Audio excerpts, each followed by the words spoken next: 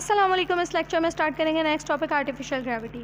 ठीक है, it has been observe that when a spacecraft is revolving in its orbit around the earth, कि एक space craft है, ठीक है, वो एक ऑर्बिट में घूम रही है अर्थ के around, then it is in state of weightlessness. ठीक है, वो वेटलेस है, हम लोगों ने प्रूफ कर दिया लास्ट लेक्चर में। ठीक है, the astronaut inside the satellite face difficulties to perform their routine work. ठीक है, अगर वो एस्ट्रोनॉट वेटलेस है, बेचारा, कोई ग्रेविटी नहीं है, यहाँ से वहाँ हवा में उड़े जैसे चांद पर लोग उड़े होते हैं, ठीक है, तो वो उसको मुश्किल होगी ज़ाहिर है। To overcome these problems and artificial gravity is developed by rotating the spacecraft. ठीक है, आर्टिफिशियल ग्रेविटी बनाई जाती है। अब आर्टिफिशियल ग्रेविटी कैसे बनाई जाएगी? Rotating the space craft bye rotating the space craft. भाई क्यों स्पेस क्राफ्ट को रोटेट करने से आर्टिफिशियल ग्रेविटी क्यों हो रही है? इसलिए क्योंकि हमारी अर्थ भी रोटेट करती है, तभी उसमें ग्रेविटी प्रोड्यूस होती है।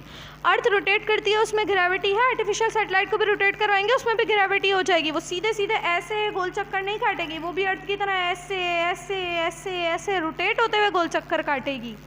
ठीक है, उसमें आर्टिफिशियल ग्रेविटी क्रिएट करेंगे। कैसे? उसे रोटेट करेंगे, किसी स्पेसिफिक सर्टेन फ्रीक्वेंसी से रोटेट करेंगे अपने एक्सेस पर। ये अगर उसका एक्सेस है, किसी फ्रीक्वेंसी से उसे रोटेट करेंगे। ठीक है, अर्थ एंटी क्लॉकवाइज रोटेट करती है, ये भी एंटी क्लॉकवाइज रोटेट होगा। ठीक है, किसी स्पेसिफिक फ्रीक्वेंसी से रोटेट करेंगे। अच्छा, कह रहे हैं ये एक ऑब्जेक्ट है जो सेटेलाइट के अंदर है, ये आर्टिफिशियल वेट इसका बनाया जाएगा क्योंकि ये तो खुद तो वेटलेस है। ठीक है, अच्छा, ये इसकी सेंट्रीपिटल फोर्स लग जाएगी जो टूवर्ड्स सेंटर यानी कि एक्सिस की तरफ लग रही है। ठीक है, ठीक है, डायग्राम क्लियर है। आगे देखते हैं। Considering a space craft of outer radius. ठीक है, कि स्पेस क्राफ्ट है जिसका रेडियस है कैपिटल आर। ठीक है, कि स्पेस क्राफ्ट है, यहाँ पर शो नहीं किया हुआ है। ठीक है, एक स्पेस क्राफ्ट है, इसका रेडियस कितना है मेरे पास? Capital I, and is rotating about its axis with angular velocity omega. Obviously गोल गोल मूव हो रही है, सर्कुलर पाथ में मूव हो रही है, तो एंगुलर वेलोसिटी ओमेगा होगा। एंगुलर वेलोसिटी होगी, सिंपल वेलोसिटी नहीं होगी। So it's centripetal acceleration. उसकी सेंट्रीपिटल एक्सेलरेशन क्या बन जाएगी? सेंट्रीपिटल एक्सेलरेशन का फॉर्मूला हमारे पास क्या होता है? देखना, इसका फॉर्मूला होता है हमारे पास v²/r। ठीक है, अच्छा, अब हम लोग क्या पुट कर देंगे यहाँ पर? हमारे पास जो रिलेशन होता है v और r का, वो क्या होता है? v = r ओमेगा होता है ना। ठीक है, तो हम लोग क्या पुट कर देंगे? v = r ओमेगा यहाँ पर पुट कर देंगे, और AC हमारी किसकी इक्वल हो जाएगी? v की जगह क्या आ जाएगा? r omega upon r। लेकिन यहाँ पर क्योंकि v स्क्वायर है, तो यहाँ पर भी r ओमेगा का क्या हो जाएगा? स्क्वायर हो जाएगा।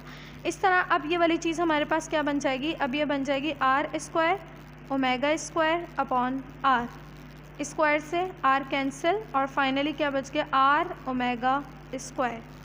इसीलिए यहाँ पर लिया हुआ है AC = r ओमेगा स्क्वायर। अब देखो, इतने सारे स्टेप्स मिसिंग हैं, बच्चों को कैसे समझ में आएगा? पूरे स्टेप्स देने चाहिए ना। खैर, चले, अब हमारे पास क्या आया? r omega square. ठीक है, अब हम लोगों ने कहा कि भाई जो एंगुलर वेलोसिटी है, इससे पहले भी इस चैप्टर में हम पुट कर चुके हैं, क्योंकि एक सर्कमफेरेंस ऑफ अर्थ है, मतलब गोल स्फेयर में मूवमेंट हो रही है, और स्फेयर का जो सर्कमफेरेंस होता है उसके अकॉर्डिंग हम लोग निकाल चुके हैं जो वेलोसिटी होती है। जो डिस्प्लेसमेंट होता है वो कितना आता है? वो 2πr/t आता है, और हम लोगों ने देखा है कि जो वेलोसिटी आती है एंगुलर, वो 2π/t आती है। ठीक है, सब कुछ हम पीछे ड्राइव कर चुके हैं, रिलेशंस भी निकाल चुके हैं। ठीक है, अब हम लोग क्या करेंगे? अब हम लोग ओमेगा में उसकी भी वैल्यू पुट कर देंगे। ठीक है, जब ओमेगा में हम लोगों ने उसकी वैल्यू पुट की, सबसे पहले हमने स्टार्ट किया AC से। AC = v²/r था, फिर हम लोगों ने v²/r से बनाया r ओमेगा स्क्वायर। अब हम लोग ओमेगा की जगह पर पुट करेंगे 2π/t, और क्योंकि ओमेगा का स्क्वायर है तो 2π/t का भी क्या हो जाएगा? स्क्वायर हो जाएगा। r अपनी जगह पर एज इट इज़ है। ठीक है, इस पूरे का स्क्वायर हो जाएगा, 2 2 ज़ा 4, ये हो जाएगा π², और ये हो जाएगा t²। इस तरह मेरे पास इक्वेशन आ गई, AC = r 4π²/t²। ठीक है, क्लियर है। आगे देखते हैं, आगे हमसे क्या कह रहे हैं? AC = अब क्या हो जाएगा? इन सबको हमने एक साथ कर दिया, सारे न्यूमिनेटर्स को, और इस डिनोमिनेटर को अलग कर दिया। ठीक है, मैं इस तरह से लिख सकती हूँ, ये सारे न्यूमिनेटर्स 1 से मल्टीप्लाई होंगे तो वापस से यही आ जाएगा। ठीक है, इसलिए मैं इसको ऊपर न्यूमिनेटर में 1 छोड़ सकती हूँ, और ये मेरे पास हो जाएगा 1/t² का मैंने अलग कर दिया।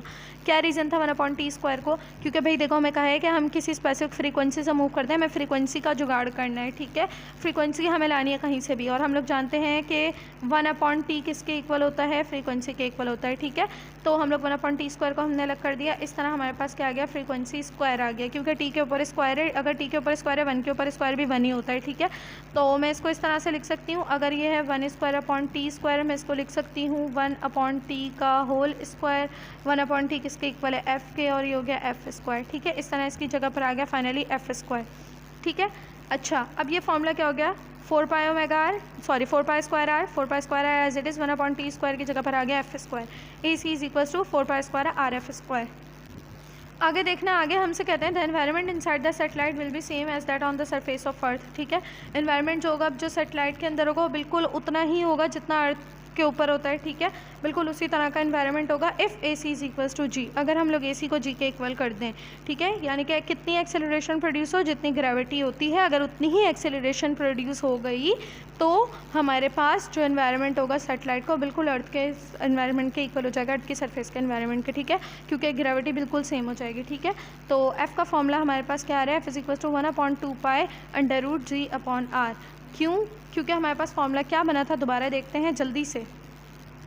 ओ सॉरी, मैं समझी अब सब कुछ नेक्स्ट पेज पे प्रेजेंट है, ये 2 स्टेप्स में यहाँ पर करने ही भूल गई। ठीक है, हम लोगों ने यहाँ तक के किया, आगे देखते हैं। A C is equal to 4 pi square R F square आ रहा है। ठीक है, इसमें से भाई मुझे क्या निकालना है, मुझे तो फ्रीक्वेंसी निकालनी है ना कि कितनी फ्रीक्वेंसी से मैं मूव कर रही हूँ, कितनी फ्रीक्वेंसी मैंने रखी है। फ्रीक्वेंसी निकालने के लिए सब इधर फ्रीक्वेंसी से मल्टीप्लाई और उधर जाकर डिवाइड हो जाएगा। ठीक है, अब ये फॉर्मूला बन जाएगा frequency square is equal to A C as it is है, और ये सारी चीज़ें डिनोमिनेटर में चली गई, A C upon 4 pi square R. ठीक है, ये आ गया। अब मुझे क्या निकालना है, मुझे फ्रीक्वेंसी निकालनी है। स्क्वायर रिमूव करूँगी, स्क्वायर से ये जो है आपका रूट रिमूव हो जाएगा, इधर बच जाएगा एफ, और इस साइड पर सारा क्या बच गया, इस साइड पर बच गया under root A C upon 4 pi square R. अब ज़रा देखना गौर से, इसको मैं इस तरह से लिख सकती हूँ, ए सी तो एज इट इज़ है। ठीक है, 4 क्या बन जाएगा आपके पास 2 का स्क्वायर, और ये क्या है आपके पास पाई का स्क्वायर और आर। ठीक है, ये स्क्वायर वाली दोनों चीज़ें अपने अपने स्क्वायर से रूट को कैंसिल करके बाहर आ जाएंगी। ठीक है, और क्योंकि डिनोमिनेटर में आएंगी इसलिए मैं डिनोमिनेटर में ही लिखूँगी 2 पाई।